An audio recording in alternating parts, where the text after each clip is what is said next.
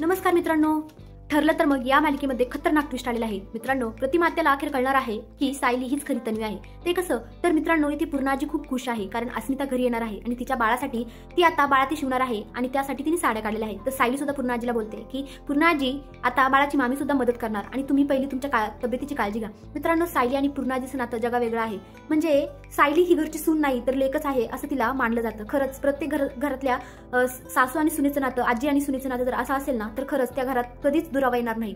तर मित्रांनो, आता इथे सायली खूप हॅपी आहे आणि ते सगळेजण मिळून आता प्रतिमा त्याच्या घरी गेलेले आहेत आणि प्रतिमा त्याला सरप्राईज देणार आहेत. प्रतिमा आता झोपलेली आहे आणि आता रविराज त्यांना उठवायला जात आहे. सगळेजण उठवायला गेलेले आहेत. तर इकडे आता सायलीने सुंदर अशी गोधडी शिवलेली प्रतिमा त्याच्या अंगावर टाकलेली आहे आणि आता प्रतिमा त्याला जाणीव होत आहे की लहानपणी जशी मी माझ्या तन्वीच्या अंगावर गोधडी टाकायची तशीच जणू काय माझ्या तन्वीने माझ्या अंगावर गोधडी टाकली की काय, मला मायेची ऊब दिली की काय, याची जाणीव आता प्रतिमा आत्याला होत आहे आणि प्रतिमा आत्या आता मनातून खूप खुश होत आहे.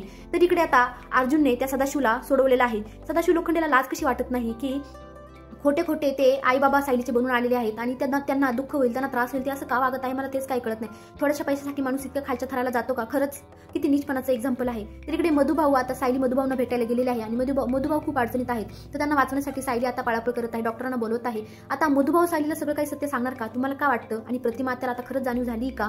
कमेंटमध्ये नक्की सांगा. धन्यवाद.